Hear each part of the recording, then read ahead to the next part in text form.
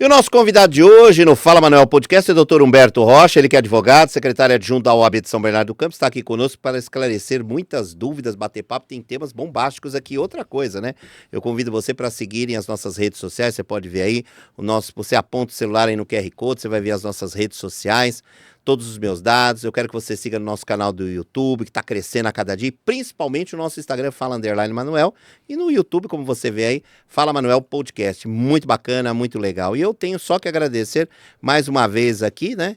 As pessoas que já estão seguindo, continuam seguindo. Doutor Humberto, muito obrigado pela sua presença aqui mais uma vez. Manuel, eu que agradeço, é sempre uma honra, um grande prazer poder estar aqui e falar aos internautas aí do Fala Manuel. Podcast, é isso aí, Fala Manuel Podcast.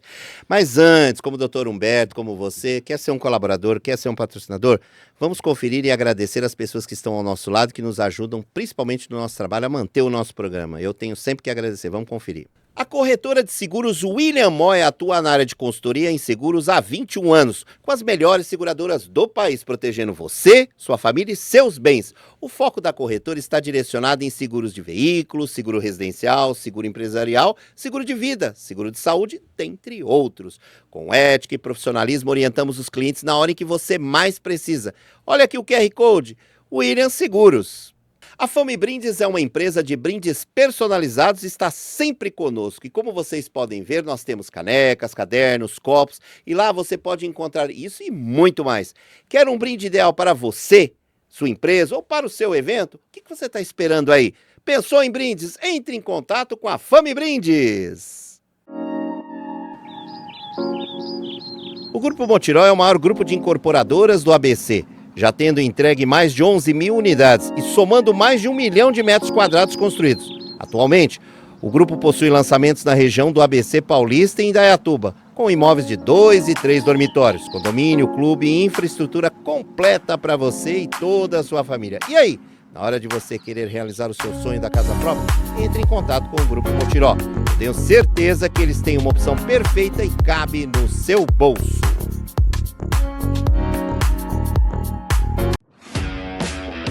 A Eletrônica Marques possui um espaço amplo e muito confortável para atender e receber muito bem todos os seus clientes. E para você que ama a tecnologia e precisa comprar celulares, cabos, carregadores, acessórios digitais, caixas de som e muito mais, não esqueçam, tudo isso e muito mais você vai encontrar lá na Eletrônica Marques.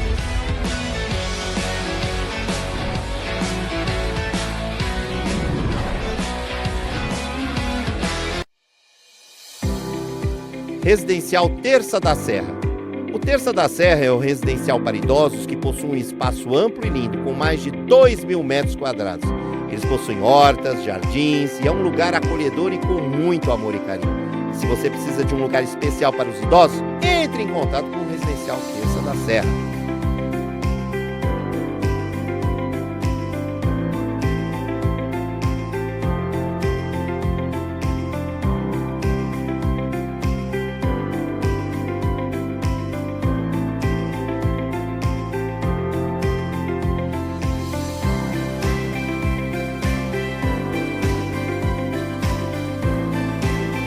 Doutor Humberto, eu já vou começar com um tema já bombástico, que eu sei que o senhor é um homem da política, é um advogado militante forte. Vamos falar sobre duas coisas ao mesmo tempo, para bombar já.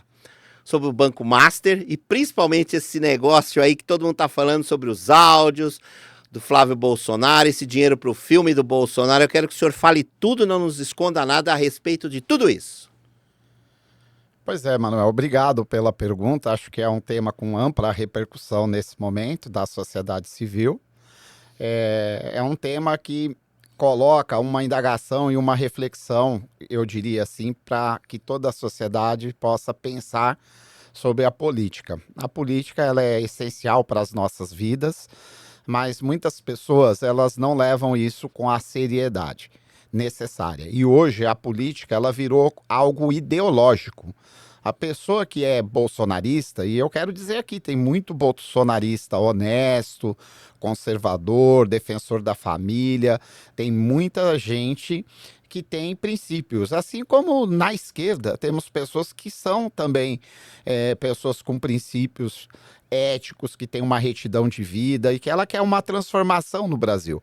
mas os atores políticos principais, que são aqueles que a sociedade elege, essas pessoas não têm honrado essa outorga de mandato.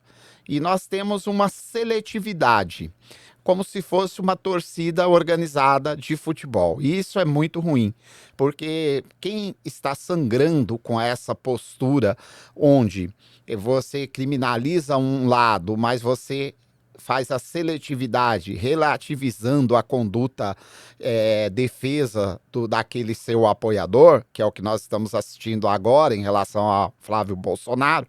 Seus apoiadores já criam um argumento tentando relativizar uma conduta que nós não deveríamos aceitar dentro da política. E da mesma forma dentro dos partidos de esquerda.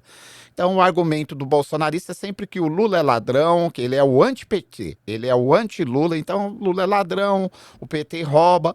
E da mesma forma a esquerda também faz o contraponto atacando.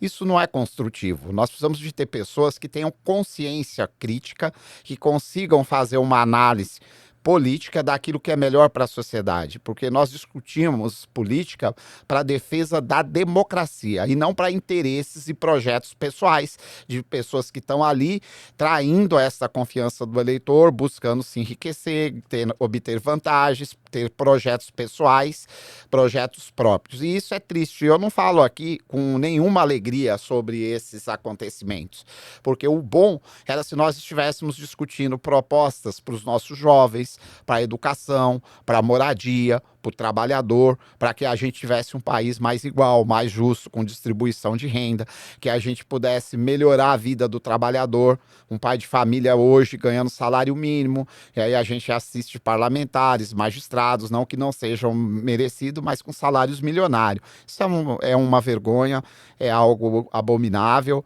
é um tapa na cara da sociedade que precisa ter repulsa. Mas o grande responsável por isso é o cidadão. Ele precisa ter consciência e precisa ter responsabilidade com o grande instrumento que nós temos na democracia, que é o voto. Votar, eleitor, é algo sério. Então, a gente precisa deixar paixões, fanatismo, ideologia e o ódio de lado e pensar naquilo que nós queremos construir para os nossos filhos e para a nossa sociedade. Só assim o Brasil vai avançar. E eu conseguindo minha tristeza, não fico alegre de ver que os nossos políticos todo dia aparece um escândalo, estão envolvidos em todo tipo de esquema voltado ao mercado financeiro ou dentro da política, construindo blindagem e zelando por interesses pessoais que não é o da sociedade brasileira. Perfeito. E com relação a esse envolvimento também do Banco Master?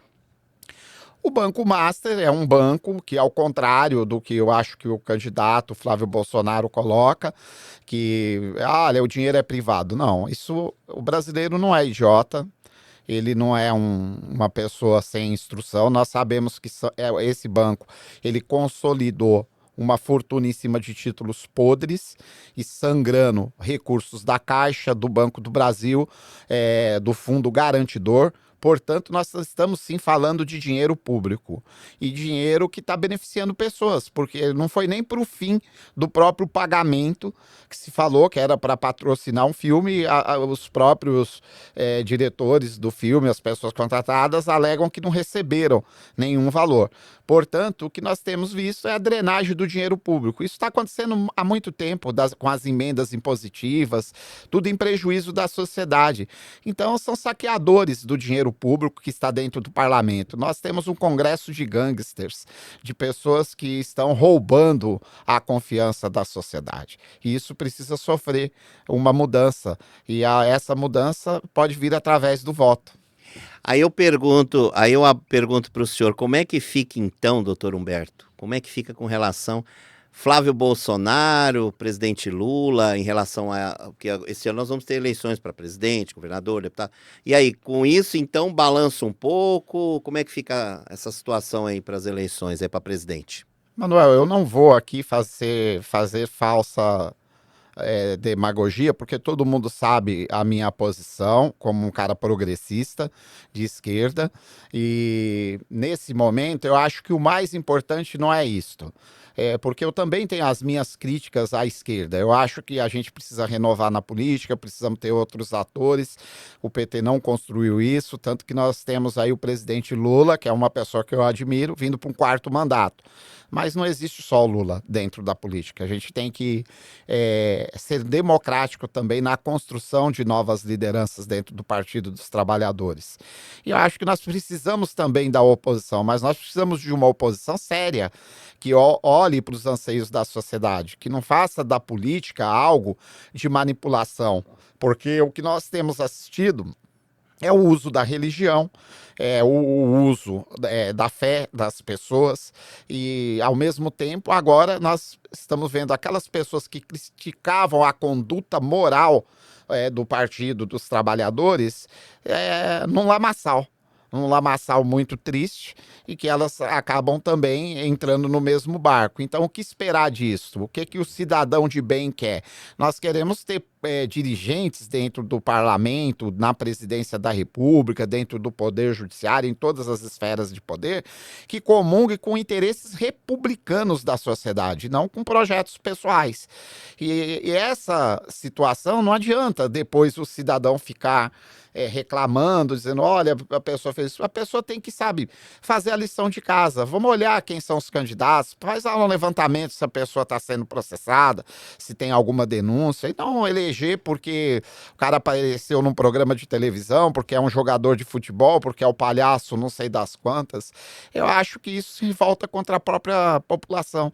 O dia que o eleitor tiver o mínimo de educação e saber que isso é responsabilidade, se você tratar o seu voto como você trata um filho recém-nascido, com respeito, com dedicação, com amor, talvez a gente construa um nível de político mais elevado, porque é inconcebível que até o crime organizado consiga ter acesso hoje dentro do parlamento. Eu acho que isso é sangrar a democracia, é você ir para o autoritarismo, é você tornar definitivo um monte de situações, deixar as pessoas mendigando. No Brasil, o povo está mendigando atrás de programas sociais para mudar de vida. Eu não vejo ninguém discutir uma pauta séria de distribuir as riquezas do Brasil, de você ter acesso pleno à saúde, pararmos de ter vendas de convênios, de universalizar a saúde, porque hoje as pessoas não estão conseguindo pagar um convênio médico.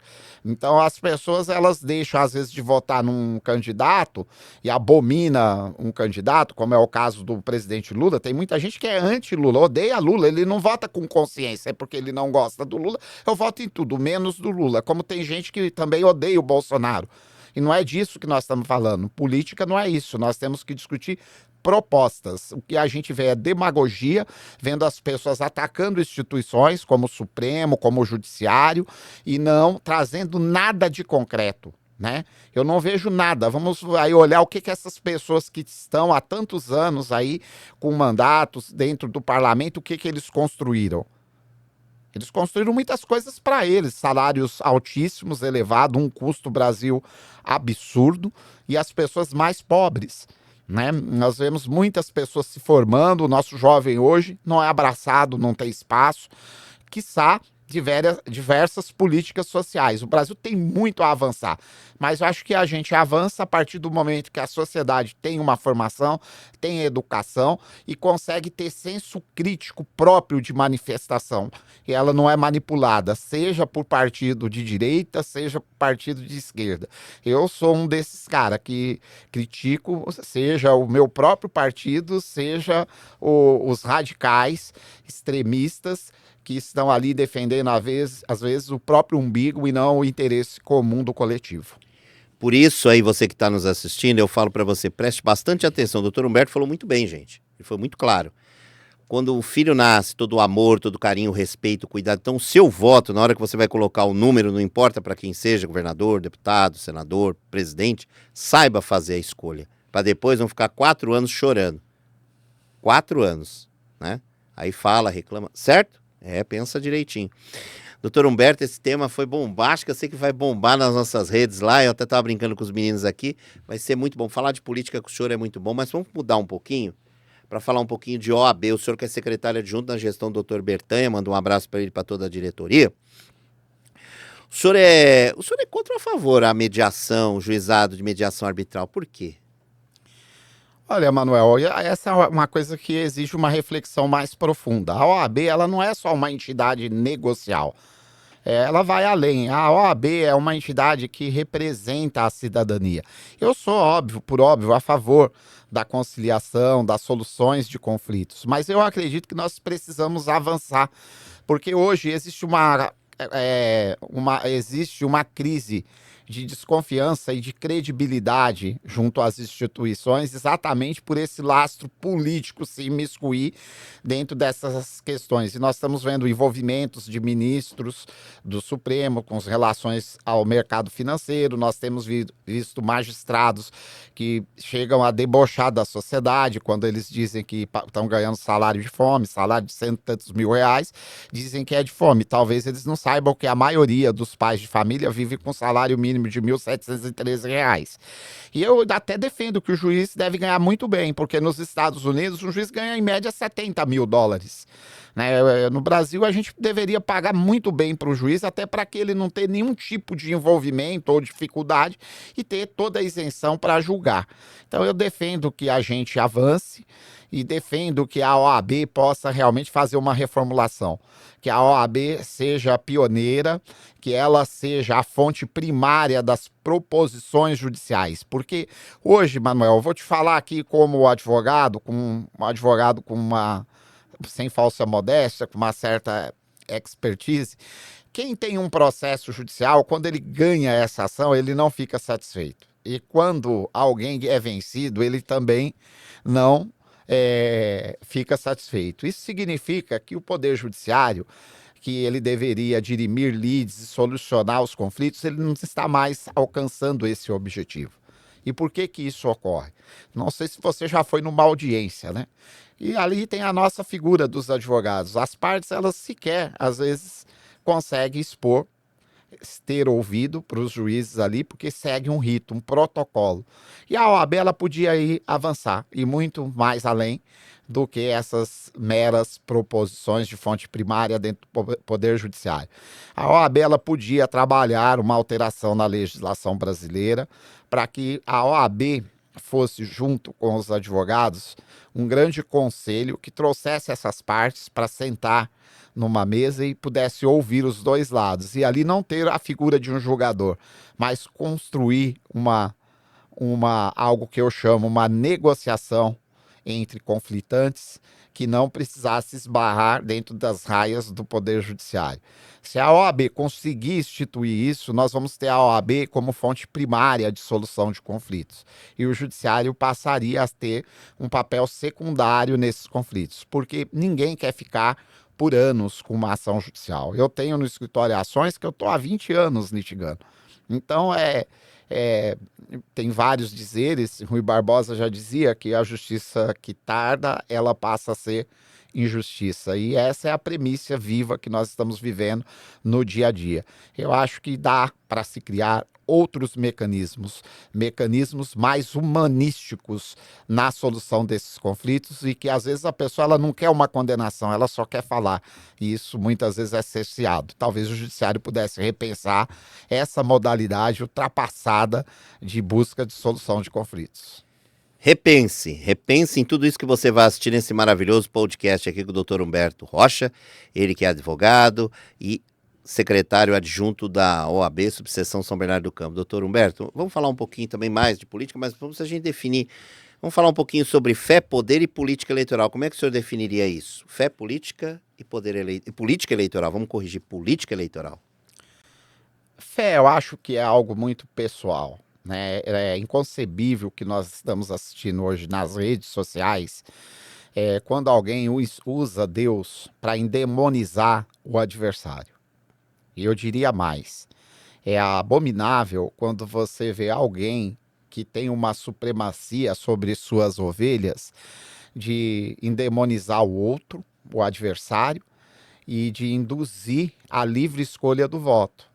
Na minha concepção, e de acordo com aquilo que o parlamento positivou na Lei 6490, isso é uma captura ilegal do sufrágio universal. Você não ofertar a mesma oportunidade. Você usar, por exemplo, o púlpito, seja ele lá do evangélico, seja ele da igreja católica, seja do candomblé, seja de qualquer tendência ou culto religioso, porque nós vivemos num estado laico. O que você tem é que fornecer oportunidades iguais para quaisquer dos candidatos que estão aí. Então, se você hoje é um padre ou é um pastor, o que eu recomendaria para que você não incorra em crime eleitoral, não leve para dentro da sua igreja um único candidato. Ou você dê o espaço para que todos possam se manifestar, ou você não tem que fazer escolhas. Isso é crime e é uma interferência no sufrágio universal, e é pior ainda quando há a manipulação. Quando aqueles que comandam as ovelhas demonizam o adversário, que acha que o seu seguidor não vai conseguir o céu porque votou em A, B, C ou D. Não existe demônios na política. Os demônios quem colocam dentro do Congresso é o povo, mas isso só é legítimo quando o voto é livre, sem interferência. Então, assim, eu acho que religião é algo sagrado, que deveria estar apartado da questão política. Mas, se você tem que levar, na OAB, por exemplo, quero até aqui mandar um grande abraço a todos os dirigentes da OAB, cumprimentar o meu presidente, Luiz Ricardo Biagione Bertanha, que é uma pessoa que tem esse espírito democrata, porque a OAB é franqueada para todas as cores, todos os partidos políticos que queiram ali manifestar. Nós fazemos e levamos diversas autoridades de vários segmentos. Às vezes você não vai conseguir levar no mesmo momento, mas quando há uma manipulação, você está interferindo no pleito eleitoral.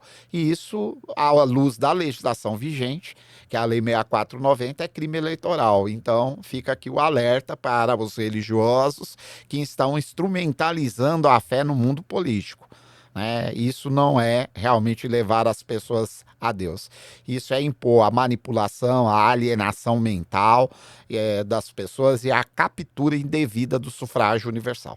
Do voto. Muito bem, vocês viram que aula o doutor Humberto está dando para nós? Só tomou uma aguinha e mandou ver, o doutor Humberto o show de bola, esse nosso querido doutor Humberto Rocha. Bom, falamos de fé, poder político, idolatria. E a população, doutor Humberto, duas perguntas, que eu posso fazer em uma só.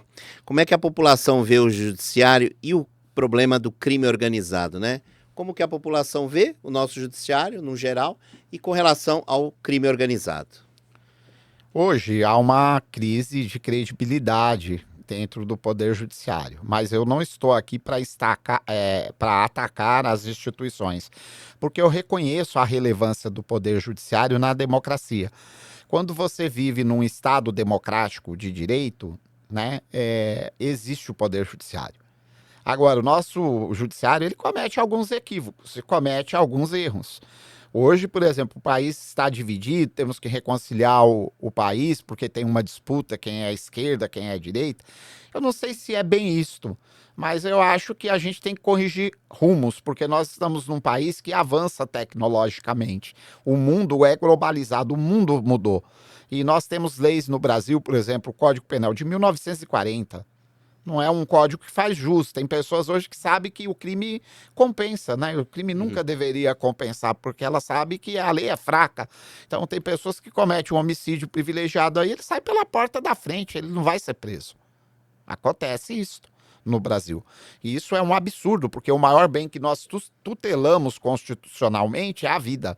Se a gente banaliza a defesa da vida, como que esse judiciário pode ter confiança? Como que um judiciário que você vê em juízes envolvidos com negociata, com mercado financeiro, ostentando, tendo uma vida de barão, enquanto o povo sangra, vai ter credibilidade?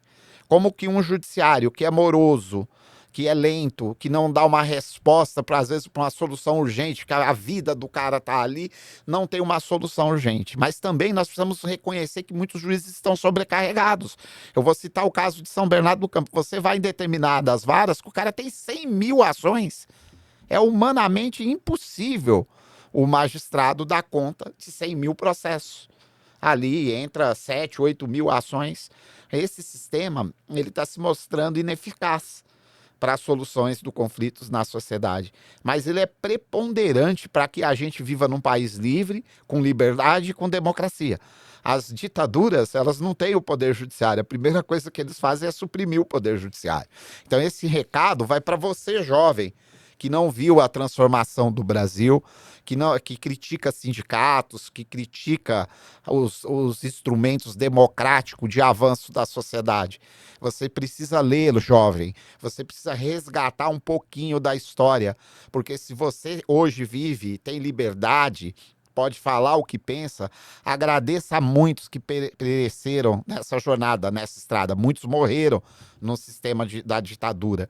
E a ditadura, ela não é algo bom para ninguém que é humano, que é livre.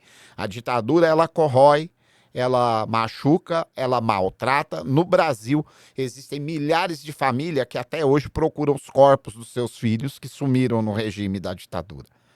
Mas nós também não podemos criar um Estado policialesco que criminalize tudo.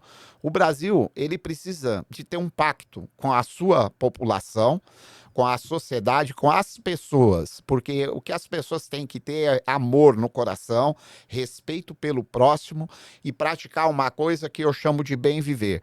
O dia que a gente procurar desenvolver isso, nós vamos construir uma sociedade muito mais fraterna. Não fique chorando, não fique aí esperando que o governo resolva. Vá à luta. O mundo está aí, ele é grande, as pessoas que acreditam, que lutam no dia a dia, ela vence as barreiras da vida. Então, acho que é essa mensagem que eu quero deixar aqui para o jovem e dizer que o crime organizado, ele existe, mas a vida fácil, ela não traz valorização da pessoa. Saia dessas situações, procure estudar, procure conciliar com seus vizinhos, com seus amigos, com seus familiares. Pense em coisas boas, pense no bem. Eu acho que talvez as pessoas possam até banalizar, falar, bom, o doutor Humberto é um velho ultrapassado, mas eu acho que a gente tem que resgatar alguns valores. Às vezes, para avançar, a gente precisa retroceder, Manuel.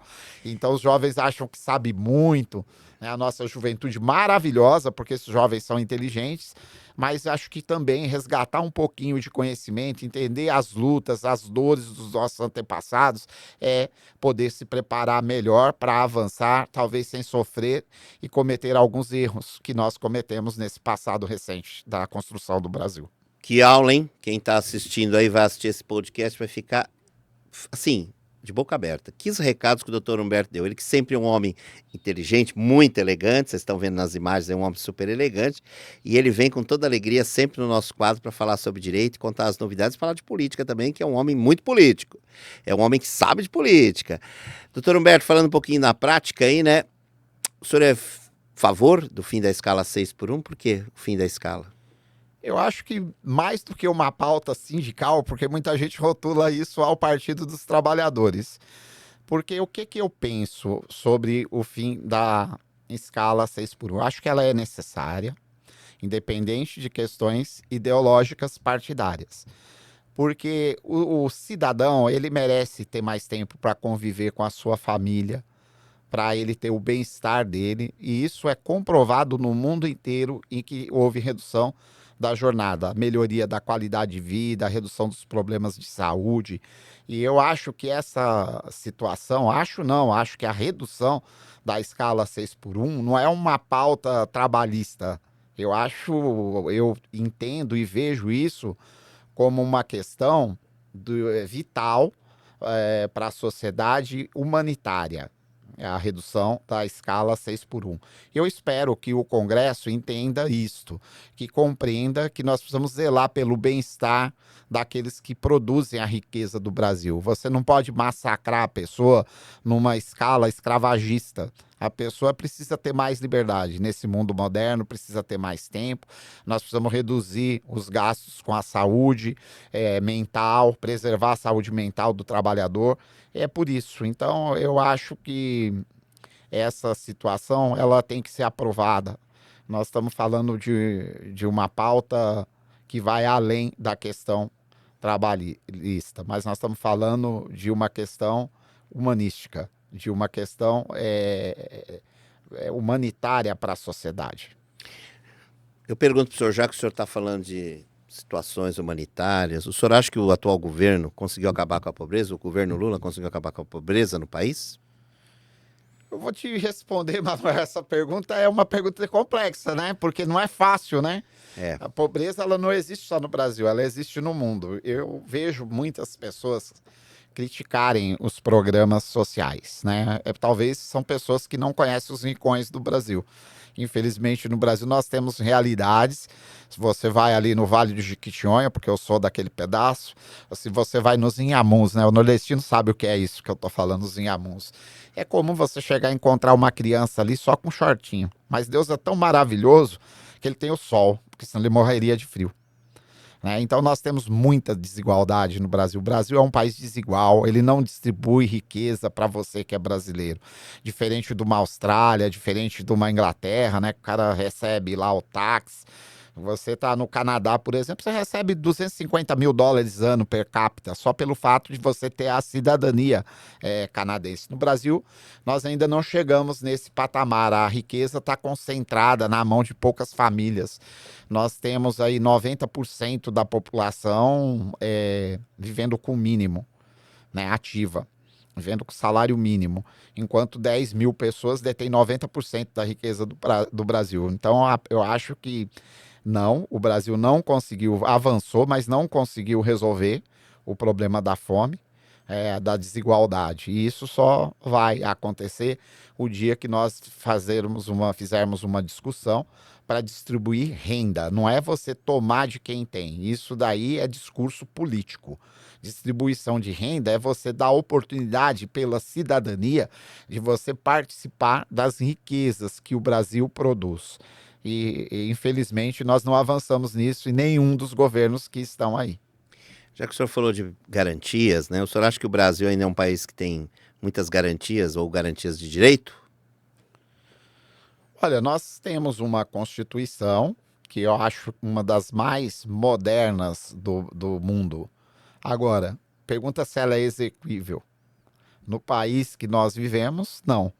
Não adianta você ter um monte de direitos positivados lá e na prática eles não são efetivados. É muito lindo você dizer que todo mundo tem que ter acesso ao sistema de saúde, que todo mundo tem que ter trabalho, que todo mundo tem que ter educação, que tem que ter a segurança, que tem direito ao lazer e ao esporte e à cultura, mas se você tiver uma família e tentar fazer uma viagem, Manuel, se você não tiver dinheiro, você não vai conseguir nem se hospedar em lugar nenhum. Se você tiver um filho e não prover recursos para ele estudar de verdade, porque o vestibular existe no Brasil, mas ele é mínimo gratuito, alcança uma parcela mínima dos jovens. Nós não temos a educação ampla e restrita a todos os brasileiros. Isso ainda não é universal no Brasil. Então, os desafios são imensos. Eu acho que o Bolsa Família é um programa que o custo é baixo, 1%, mas tem gente que critica. É 1% do PIB, não é nada. Você sabia que nós gastamos mais com o parlamento do que se paga no Bolsa Família? Então, as pessoas não fazem essa discussão. O gasto que nós temos pagando salários, dando mordomias para parlamentares é bem maior do que o que se destina ao Bolsa Família. E eu acho que o Bolsa Família é uma questão humanitária, porque o coração dói quando a gente vê lá os africanos com fome, né? A gente não dói o coração? Por que não dói quando nós vemos nossos filhos dessa terra passando fome aqui nesse país? Por que não há empatia do brasileiro com isso? Então são questões que às vezes mexe com o pensar, porque eu vejo o homem magnífico, foi agora à Lua, consegue resolver um monte de problemas e não consegue resolver a fome, gente. Sabe? Eu acho que isso é a maior demonstração da pequenez humana, sabe? Que nós vivemos nesse mundo medíocre, onde alguns acumulam um monte de coisa. Essas pessoas que estão acumulando muito sem olhar para o próximo, eu gostaria de lembrá-los que a vida tem finitude, cara. Você não vence o tempo. Pensa um pouco no próximo para a gente construir um país melhor, um mundo melhor. Hoje o doutor Humberto está inspiradíssimo, como sempre, quando ele vem nos programas. Doutor Humberto, eu sei que o tempo urge, mas eu queria deixar aqui o espaço para o senhor dar suas considerações finais a quem vai assistir essa entrevista, quem vai assistir vai poder curtir e compartilhar aí com muita gente. Manuel, é muito legal estar aqui porque eu tenho você no hall dos amigos, pela pessoa que você é, a retidão, a sua companheira também, uma grande colega da advocacia, faz um trabalho social ímpar em prol dos mais necessitados. Eu acho que o recado que eu queria deixar aqui hoje para todos os que nos seguem aí nas redes, que está aí navegando na web, é que nós precisamos construir um mundo mais humano, que a gente precisa abandonar o ódio dentro da política e a gente precisa avançar como sociedade civilizatória, como é a questão das pautas que estão aí. Você falou da jornada 6x1, e eu penso que é uma questão civilizatória, não é uma pauta trabalhista. O dia que os nossos parlamentares perceber isso, encarar que algumas demandas são civilizatórias da sociedade, nós vamos ter um parlamento melhor. O dia que a gente humanizar essas relações, que houver mais distribuição de renda, nós vamos resolver muitos problemas, inclusive na área de segurança. E deixar um recado para os homens, né? A gente tem um dado muito triste que está acontecendo no Brasil. Ano passado, nós tivemos quase 15 mil mulheres mortas em feminicídio. Isso é mais do que qualquer guerra matou de pessoas. Sabe o que é isso? 15 mil. A cada minuto morre uma mulher no Brasil assassinada por um companheiro. Isso é intolerância, gente. É uma intolerância que você destrói filhos, que você destrói família, que você destrói amigos e que você se destrói também, porque quem mata e é preso tem que pagar. Vai para um sistema carcerário falido, imundo, que não recupera ninguém, que é dominado pelo crime organizado, infelizmente. Então, a minha saudação final aqui é no sentido de dizer que nós precisamos resgatar o que há de mais humano entre nós, de olhar nos olhos do outro, semelhante, e de pensarmos que somos iguais e que podemos construir um país melhor. E você que está acumulando fortuna, pense nisso. Depende de nós. Para qualquer mudança, depende de nós. Doutor Humberto, muito obrigado mais uma vez pela sua presença. O senhor sempre muito querido aqui no nosso programa, eu só tenho que agradecer. E eu quero agradecer mais uma vez a vocês que sempre estão com a gente, curtindo e compartilhando, os nossos patrocinadores que vocês veem aí, sempre a gente coloca no começo, no final do programa, os nossos patrocinadores, né? Eu agradeço muito a Deus, a ele e a todos os nossos convidados que vêm aqui, principalmente a você que aponte aí a câmera do seu celular, aponta, para pegar os meus dados, para conhecer o meu Instagram, para conhecer o meu Fala Underline Manuel Podcast, que é o Instagram, e o meu Fala Manuel, que é o podcast que está cada dia que passa crescendo, porque com você, com essas entrevistas que eu tenho, não só de hoje, como as das outras que já estão no ar, e principalmente vem muita novidade por aí, eu só tenho que agradecer. Continue seguindo as nossas redes sociais, clicando lá no nosso sininho, através, sabe, clicando no sininho, que eu sempre falo, piu, lá o sininho, para aumentar os meus seguidores lá no meu canal do YouTube, do Fala Manuel Podcast. Eu só tenho que agradecer. Muito obrigado, muito obrigado, muito obrigado. E a todos vocês, eu só tenho que agradecer, gratidão aos meus entrevistados. E a gente termina essa entrevista aqui, ali no centro, doutor Humberto, falando tchau e aguardando o doutor Humberto aqui para a próxima entrevista. Um beijo, fui!